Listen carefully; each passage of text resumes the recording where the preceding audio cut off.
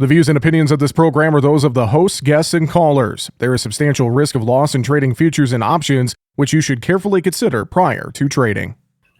Well, in Monday's grain and oilseed trade, we saw a little bit of a bounce across corn, soybeans, and wheat. Did we get a $1 million rain in some parts of the Western Corn Belt, Nebraska in particular, into Iowa? What about waterlogged areas of the southern and eastern Midwest? Going to be putting some emphasis on crop progress there.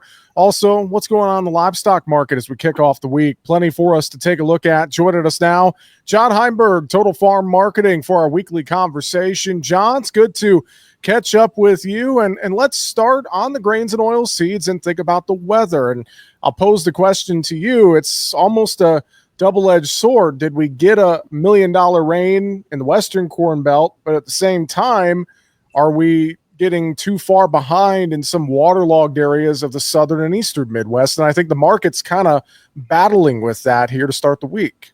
I agree with you in that regard. You know, we've obviously had great planting weather in the northern western plains over the last week and a half here. The guys were pushing and getting done. You're going to see that get reflected on crop progress numbers here this afternoon, as I think you're going to see pretty good coverage in terms of Iowa, Minnesota, Nebraska, and so on out in that area in terms of getting this crop put in the ground.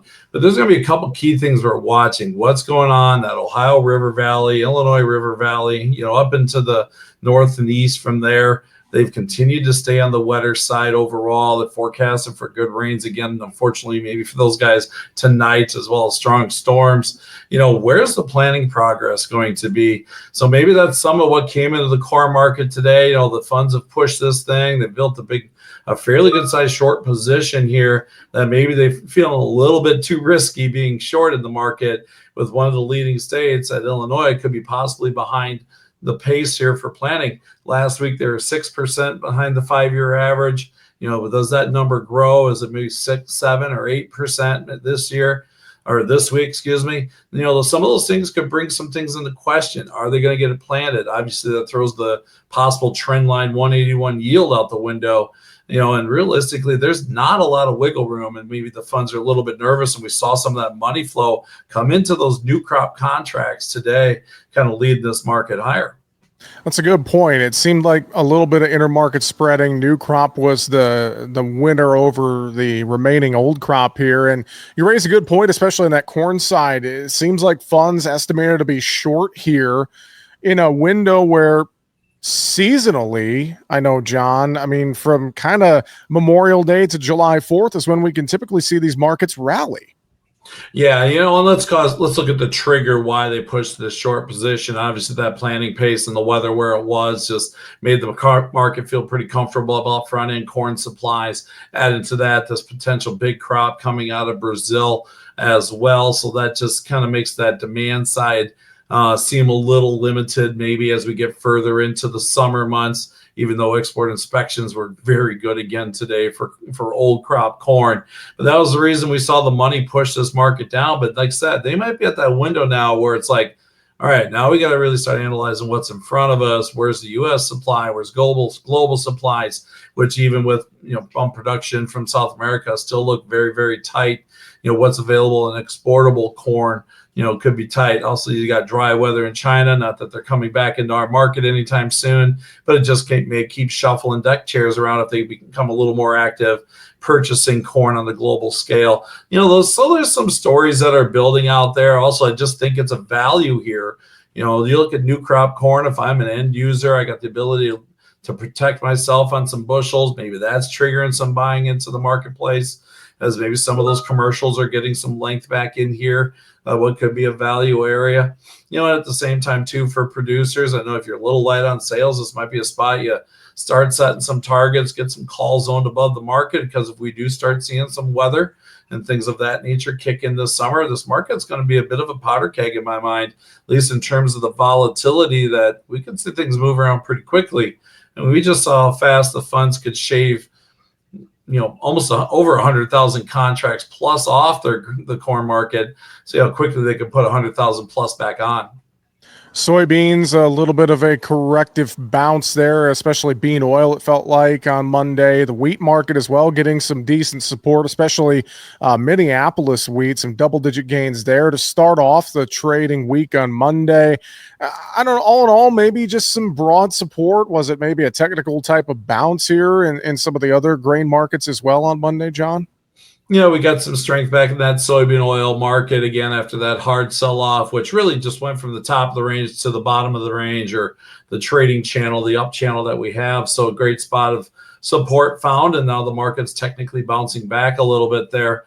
And that's been really the driver behind beans, has been that soybean meal or soybean oil market. Got a sale of export sale to the Philippines for soybean meal today.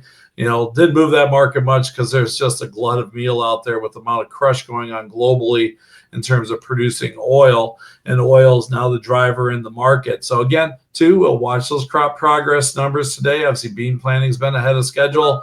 Again, we'll see where we are with some of those states. Again, do those acres get put in? There's a window when we talk about crop progress that says, we get down to that last 10, 15%. Then you start hearing the chatter. If the weather is not friendly, does that get planted? Does that turn into prevent? In both these crops, any acreage lost, given the supply, given some of the demand that we're seeing, especially demand in corn, could really tighten up the pictures pretty quickly for next fall. And again, that could bring us some volatility in these markets. You touched on wheat. Yeah, good strength in terms of that wheat market today. We also saw strength in oats. Probably some weather conditions coming into play there in the northern plains, Canadian prairies, maybe helping support those values. And that just brought some buying pressure into the wheat markets in general today, which could be at a point we could see one of those typical little turns higher. But those have always kind of been met with some selling pressure. So as the market climbs in the wheat market, we get a little bit more cautious until we have a true reason to see this market break out. Let's talk livestock. How about that cattle trade starting the week Monday? Some moderate gains in live cattle futures. Feeders were a little more mixed on the session. What's your view in this cattle complex after we had a pretty volatile week last week, John? Yeah, let's focus it down to really two different things. Cash market traded higher last week. There's going to be optimism that market can stay firm again this week. Throw in retail values again higher today at midday, just under 354 for choice carcasses, putting in new all-time highs in that regard, or at least highs for this time of the year. So that's going to at least keep a little bit of optimism in that cattle market. The money is still flowing in, even with this little bit of correction. We saw some length get added to the market again last week. They're nowhere near where they have been in terms of total length. So I'm kind of watching the next couple of days. Maybe today was just a little bit of money flow after the weekend. We do have that big reversal we put in here a couple days ago on top of this June and August charts that looks kind of ugly. Now, back in March, we did one of these same moves. We had a reversal. We had a couple down days. Then we chopped around, traded sideways, went back, retested that high, actually took it out, and then we rolled over for a significant correction. Kind of a little cautious here that this could be the same type of pattern. Maybe go challenge that high again. Then we start seeing the retail demand and things slow down post Memorial Day, and this market is just poised for some money flow out of it. So again, if I got cattle in the front end in here, August cattle, any late June, July cattle, I'd be definitely looking at some put protection underneath here. I'd rather have puts go worthless watching the market rally on strong cash versus next thing you know, we're down $6-8 from where we are here.